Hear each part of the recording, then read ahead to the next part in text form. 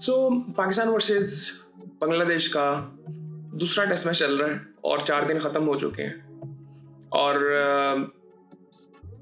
मैं अब क्या कहूँ, आई थिंक उम्मीद हल्की सी जगा दी है बेसिकली प्लेयर्स ने, बट अभी भी आई थिंक जो एंड पे 2 दिन आउट हुए हैं, सो वो आई थिंक वापस उस तरफ हमें ले गया है और बहुत मुश्किल है अभी भी कि हम यहाँ से जीत सकें। सो बात करते हैं इस बारे में। पाकिस्तान ने कल अपनी बैटिंग शुरू कर दी थी, 2 ओवर्स खेले थे सिर्फ। आज पाकिस्तान ने 316 रन बना लिए लेकिन 7 आउट हो गए।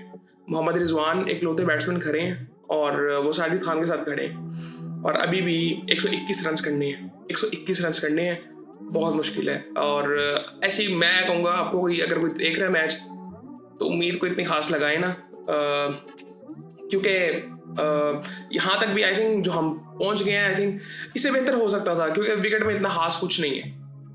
इससे बेहतर बैटिंग की जा सकती थी।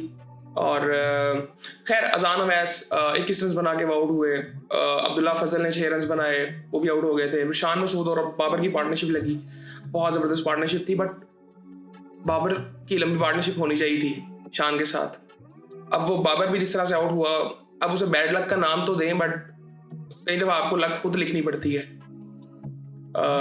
सो वो भी बड़ा अनफॉर्चुनेट था। बाबर बहुत ज़बरदस्त खेल रहा था, बहुत ज़बरदस्त खेल रहा था। आई थिंक आज उसका, अगर आप स्ट्राइक रेट देखें तो वो 90 का स्ट्राइक रेट है उसका आज। सो शान मसूद ने 71 रन बनाए। शान की भी लंबी इनिंग हो सकती थी।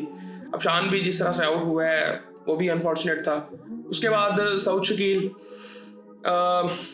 शकील पूरी सीरीज में फ्लॉप गए हैं। आई थिंक मुझे लगता है कि वो जोन से अभी निकले नहीं है, वो PSL वाले जोन से। ये एक मसला होता है और ये हमारे प्लेयर्स को समझना पड़ेगा।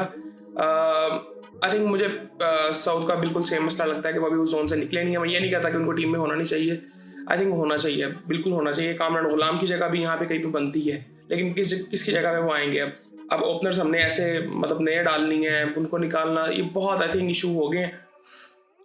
सो उसके बाद खैर सलमान आगा और मोहम्मद रिजवान की पार्टनरशिप हुई। सलमान आगा ने 71 रन बनाए। अब वो स्ट्रेटर वन रीड ही नहीं किया, सलमान आगा ने रीड नहीं किया। ये वैसे समझ नहीं आती बात, क्योंकि वो जिस तरह से स्पिन को खेलता है आई थिंक बहुत ज़बरदस्त है, बट 71 रन उसने बनाए 102 बॉलों पे। बहुत अच्छी इनिंग थी, एक छक्का लगाया, 6 चौके लगाए, बट लंबी इनिंग की ज़रूरत थी, क्योंकि अगर इस टारगेट को चेस करना है, ये टारगेट बहुत बड़ा है। आई थिंक ये रिकॉर्ड चेज होगा अगर हो जाता तो। और उसके अलावा मोहम्मद रिजवान जो है वो 75 रन पर भी नॉट आउट करे हुए हैं। हसन अली आए थे, आउट हो गए थे। मुझे समझ नहीं है कि हसन को सिंगल करके उन्होंने स्ट्राइक क्यों दी। सो खैर अब साजिद खान, और मे बी साजिद खान भी ऊपर आ सकता था मेरे ख्याल से, क्योंकि साजिद मुझे लगता है कि हसन से बेहतर बैटिंग कर लेता है। सो खैर इस वक्त रिजवान खड़े हैं और 121 रन है, कोई इतनी आसान चीज़ नहीं है। बॉलिंग की अगर बात करें तो 4 आउट इस वक्त तेजुल इस्लाम कर चुके हैं 113 रन दे के 31 ओवरों में। 2 आउट जो है नहीद राना कर चुके हैं 58 रन दे के 14 ओवरों में, और 1 आउट जो है वो मेहदी हसन मिराज कर चुके हैं। सो बाकी आई थिंक कोशिश करें अपनी पूरी। फाइट थोड़ी बहुत नज़र आ गई है, आखिरी दिन तक हमने मैच को भी खींच ली है। बस उम्मीद कर रहे हैं कि मुश्किल लग रहा है भाई यहाँ से, मतलब मैच जीतना 121। बहुत एक्स्ट्राऑर्डिनरी रिजवान को खेलना पड़ेगा, साजिद को भी खेलना पड़ेगा साथ, सिर्फ रिजवान को नहीं साजिद को भी साथ खेलना पड़ेगा, फिर जाके कोई चांस बनेगा। अदरवाइज मुश्किल लग रहा है बेसिकली। और आई थिंक जिस तरह से हमने क्रिकेट खेली हुई है पूरे 2 मैचेस, तो इतनी अच्छी क्रिकेट हमने खेली नहीं है। अगर अब मैं वही बात कर रहा था कि अब अगर हम इस चीज़ की बात कर रहे हैं यहाँ पे कि हम इस मैच को यहाँ से जीत जाएं, ठीक है, बहुत ज़बरदस्त हमने मतलब दूसरी इनिंग खेली, बट अगर आप भी पूरी सीरीज देखें या इस मैच को भी देख लें तो हम मीडियोकर क्रिकेट खेले। 116 पे 6 आउट थे, वहां से हमने मैच को कहाँ पे ले जाके खड़ा कर दी है।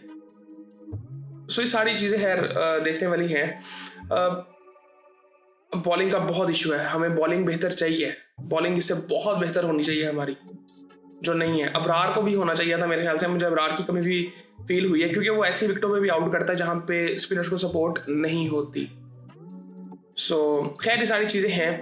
बाकी देखते हैं कि 5वें दिन क्या होता है। उम्मीद कर रहे हैं कि पाकिस्तान जीते, बट बहुत मुश्किल है, बराबर तो नहीं होगा आई थिंक मैच।